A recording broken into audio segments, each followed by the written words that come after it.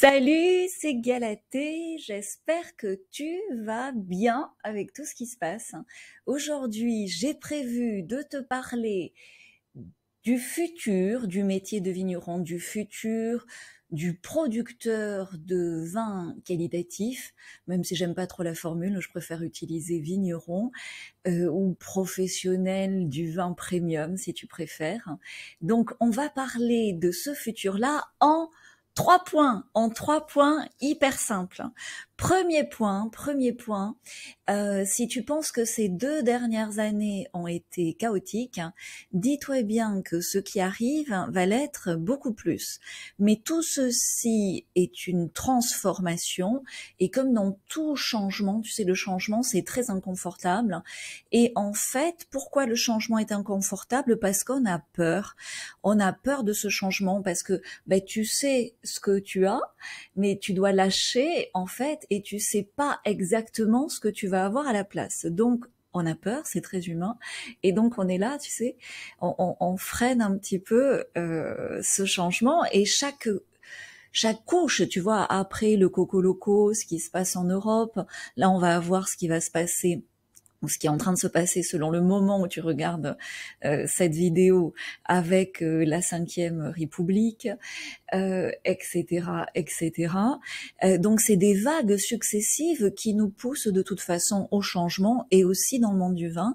Et dans le monde du vin, je comprends que ce soit particulièrement douloureux, puisque si tu veux, par nature, le monde du vin est une mémoire. T'as la mémoire de l'eau, mais la mémoire du vin, c'est encore plus puissant. Et donc nous sommes naturellement, en étant des terriens dans ce monde du vin, nous sommes naturellement conservateurs des traditions, conservateurs des bonnes choses, ce qui est génial.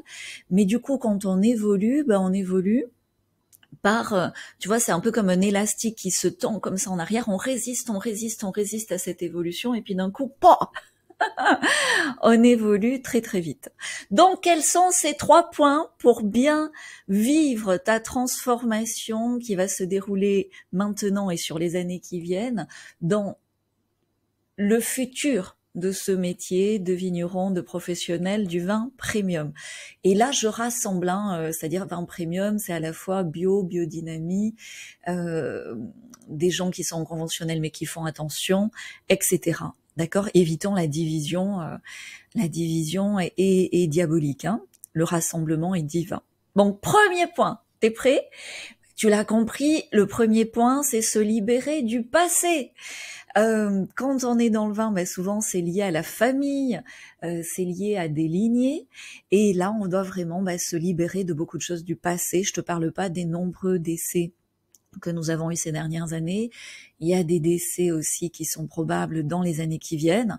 Tout ça, ça rabat les cartes au niveau familial, et ça demande de grosses libérations, de faire le deuil de beaucoup de choses. Et au plus tu embrasses cette libération de ton passé, au plus c'est facile, et au plus tu y résistes, au plus tu souffres finalement. Donc comment savoir où tu en es par rapport à ça? C'est ton niveau de joie. C'est-à-dire, évidemment, là j'en ai pas, c'est le matin, je te filme ces vidéos le jeudi matin. Si tu prends un verre de vin, t'es joyeux, mais si ça fait longtemps que t'as pas rigolé, si ça fait longtemps que tout te paraît un peu terne et que tu te sens au-delà de la fatigue aigrie, c'est que t'as des libérations à faire, hein. Simplifier, réorganiser, nettoyer, tout ça va t'aider. Ça prend une forme très personnelle pour chacun. Je vais mettre quelques rendez-vous disponibles, je vais mettre un lien sous cette vidéo si tu as besoin d'en discuter. Mais mon temps est précieux, tout comme le tien. Donc si tu as la chance d'avoir un rendez-vous, tant mieux. Si on n'a pas, ne m'en veux pas, je peux pas tout faire comme ça. Je ne suis pas Dieu, je suis un être humain qui a aussi ses contraintes. Mais je vais te mettre quelques rendez-vous dispo en dessous. Deuxième point, l'écologie, c'est une transition évidemment vers plus d'écologie, est essentielle, mais là aussi, il y a un gros tri, il y a une transformation à faire. Tu le sais, mon père était un des tout premiers vignerons bio de France. Et par rapport à ça, à l'époque, il y avait un protocole du professeur Cousigné qui était génial, et c'est pas celui-là qui a été pris par l'Union européenne, ça a été un autre un peu plus uniforme et incohérent par rapport à des mises en pratique d'une région à l'autre. Donc moi, évidemment, je suis fan des vins bio, j'étais une des premières à faire la promotion des vins bio, j'ai créé le marché des vins bio au Japon, la catégorie Sud de France au Québec, etc. Enfin, je vais pas te refaire mon curriculum vitae, mais tout ça pour te dire que de toute façon, les institutions europoriennes, pour te le dire clairement, vont devoir aussi se réformer, et donc ça va impacter ce règlement bio uniforme. Et on est parti plutôt pour des adaptations, des chartes plus adaptées à chaque région, et finalement, moi c'est ce que je fais beaucoup dans les clubs, tu peux avoir, dans la mesure où tu la respectes et où tu te fais auditer dans le respect de cette charte, finalement ta charte sur mesure par rapport à ton vignoble, et c'est ce que je recommande, et je pense qu'il va y avoir vraiment des chartes dans le futur, écologique ou biologique, ou ça prendra un autre nom, mais tout à fait régional. Et du coup, ça va être beaucoup plus sain. Voilà, c'est dit pour le deuxième point. On pourra en parler des heures, hein, je pourrais faire un webinaire là-dessus. Dis-le moi en commentaire si ça t'intéresse. Mais voilà le point numéro 2. Transition écologique, oui, mais en sur-mesure et en bonne intelligence. Si tu crois encore au réchauffement climatique, observe les hivers qui vont arriver. Bref, troisième point qui est extrêmement important, et je m'égosille sur cette chaîne YouTube depuis des années. Bon là, t'as vu, je me suis un peu calmée parce que du coup, j'aide aussi des entrepreneurs en dehors du monde du vin qui sont peut-être un peu moins conservateurs et un peu plus dynamiques, donc ça me nourrit un peu plus, tout simplement, parce que répéter 10 fois la même chose à quelqu'un qui veut pas avancer, au bout d'un moment, c'est fatigant. Mais bref, que tu le veuilles ou non, que tu me trouves stupide, agaçante ou je ne sais quoi, c'est pas grave, parce que quand tu passes au numérique, comme je le fais ici, tu vois, je suis à fond dans la nouvelle économie, et ici dans la nouvelle économie du vin en utilisant des outils numériques, la première leçon que tu apprends, c'est que tu te fiches royalement de ce que peuvent penser les autres, de ce que tu donnes, puisque si tu donnes et que ça vient du cœur, de toute façon c'est juste pour toi, et il y aura toujours quelqu'un pour critiquer, quoi que tu fasses, et de toute façon cette personne critiquant, en posant un jugement, en fait elle pose par effet miroir un jugement sur son propre immobilisme ou ses propres résistances.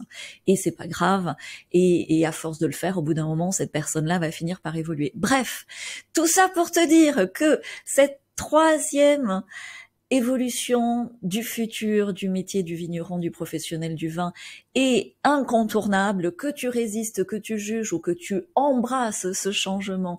De toute façon, tu vas devoir numériser la communication et la vente autour de ton vin. C'est ce que j'appelle la nouvelle économie du vin. C'est ce qu'on fait de façon tout à fait épanouissante. Alors pour l'instant, on n'est pas très très nombreux. C'est clair, on est peut-être 0,5% des professionnels à être dans mes clubs et à être passés par les formations que je propose sur ces outils.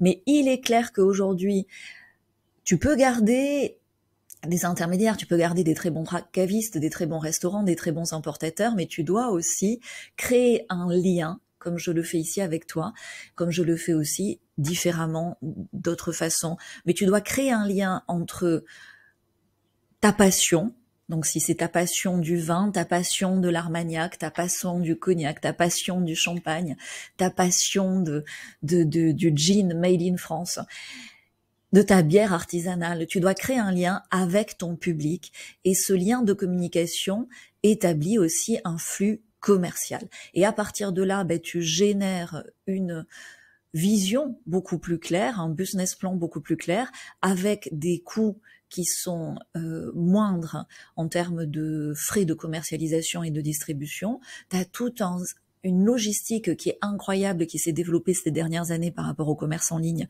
qui petit à petit englobe merveilleusement le vin, qui te permet de faire de l'export en direct dans de nombreux pays.